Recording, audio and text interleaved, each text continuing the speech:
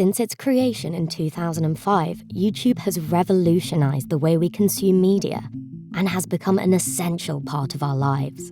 After all, you are watching YouTube right now. Although you mostly hear about Sundar Pichai as the CEO of Google, Susan Wocjcicki has been YouTube CEO for the last 8 years. Under her leadership, YouTube launched very well-known features such as YouTube TV, YouTube Music, and most recently, YouTube Shorts.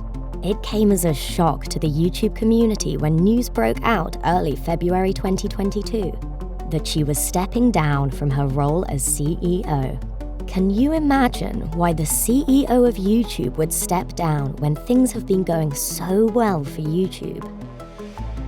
Wocjcicki released a public statement explaining her reasons, but the truth is much darker than you think.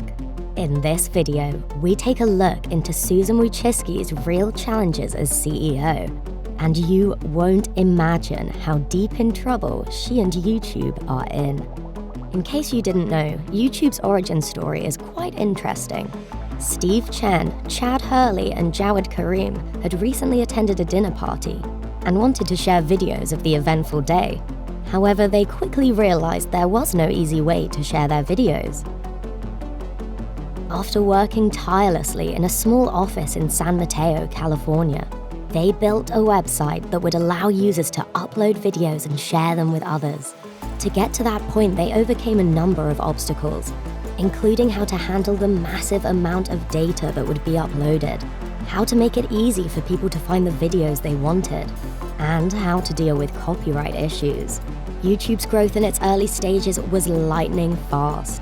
The website was launched in February 2005, and by July of the same year, it was receiving 30,000 video uploads per day and attracting 2.5 million daily visitors.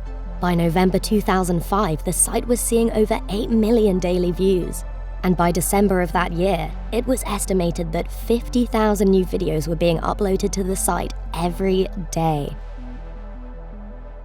This quick growth was so fast, in fact, that it caught Google's attention only 1 year after its release.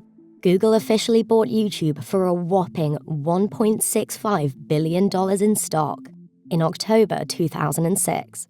At the time, Google was already a force to be reckoned with in the search engine market and saw the incredible potential of YouTube's massive user base and the video content that was being uploaded to the site. By acquiring YouTube, Google would gain access to a vast library of video content and a loyal user base, which it could monetize through advertising. Enter Susan Wocjcicki. Google appointed Susan Wocjcicki as the CEO of YouTube in February 2014, after she had spent nearly a decade as a senior executive at Google. At the time, YouTube was facing some serious challenges, including concerns about copyright infringement, poor ad revenue, and some real competition from other video platforms like Dailymotion. But why did Google choose her out of anyone else to lead YouTube? With her background in technology and her passion for innovation, Wocjcicki had a proven track record of successfully managing large teams and scaling Google's advertising and commerce businesses. Specifically, she had a huge part in launching Google AdWords, which at the time was a simple platform that allowed businesses to display ads on Google search engine result pages. Under Wocjcicki's leadership, YouTube was able to grow and evolve, becoming the world's largest online video platform with over 2 billion monthly active users. Some of the most notable product releases under her leadership were YouTube Red, later renamed to YouTube Premium. This is a paid subscription service that provides access to ad-free videos and exclusive content within YouTube. Yes, you heard right. You can avoid those annoying ads at the beginning of the videos. But hey, watch the ads so we can continue making the videos. Wocjcicki also released YouTube TV, a service that allows users to watch live television online. Because who has cable nowadays? And most recently, and also gaining an ever-increasing amount of attention, is YouTube Shorts. This being a true attempt to steal TikTok's spotlight with short-form content. Okay, So far, everything has been sounding pretty great, right? So why would such a successful CEO ever want to quit YouTube? On February 5th, 2023, Susan Wocjcicki announced that she would be leaving her position as CEO. After serving as YouTube CEO for 9 years, she has decided to step down. Wocjcicki wrote a letter to her staff, discussing her time at YouTube and her future goals. Wocjcicki began her announcement by expressing her appreciation for the YouTube staff. "I'm tremendously grateful for the incredible team of people that work relentlessly every day to make YouTube what it is today." She continued to write about her experiences working for the firm, saying, "I feel very privileged to have led YouTube for the past 9 years. As much as I love YouTube, I believe it's time for me to step down as CEO and let someone else take the reins," Wocjcicki wrote, adding that she was ready to move on to the next chapter of her life.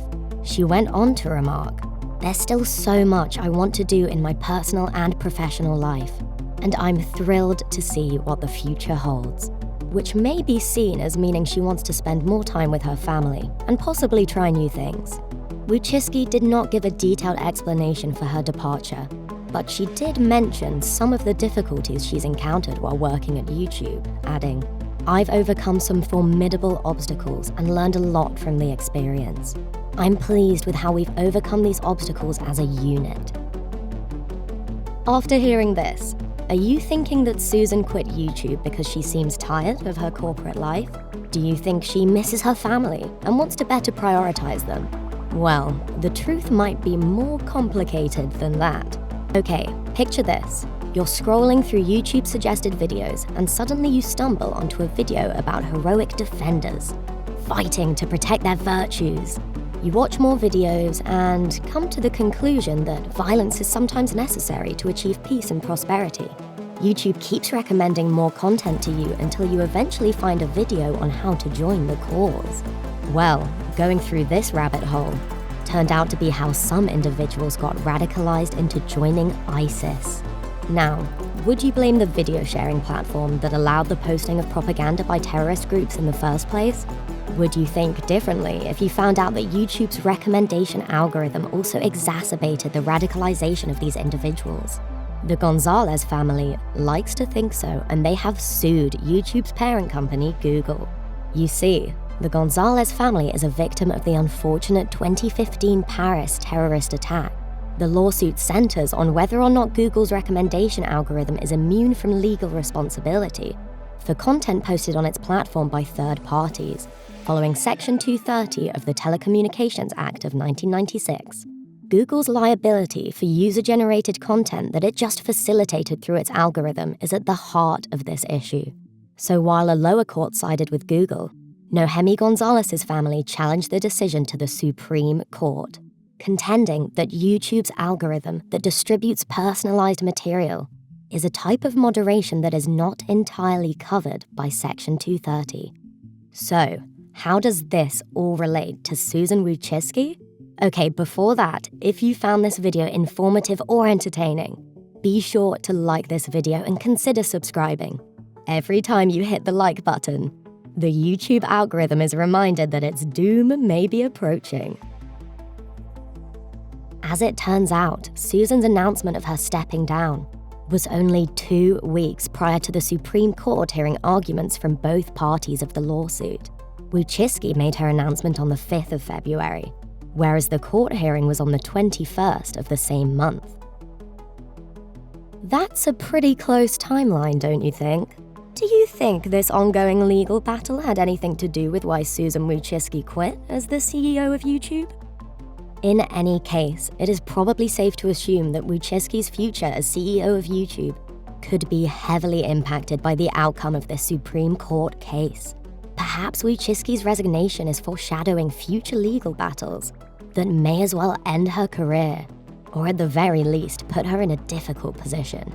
Or maybe Wocjcicki decided she needs to give the court case her full undivided attention. This is, after all, an unprecedented case that could change the course of the internet forever. What do you think is Susan Wocjcicki's real reason for leaving YouTube? Do you think she really is telling the truth from her official announcement? Or do you think the Gonzalez versus Google court case has her scrambling? Let us know in the comments. For more videos on CEOs, watch this next.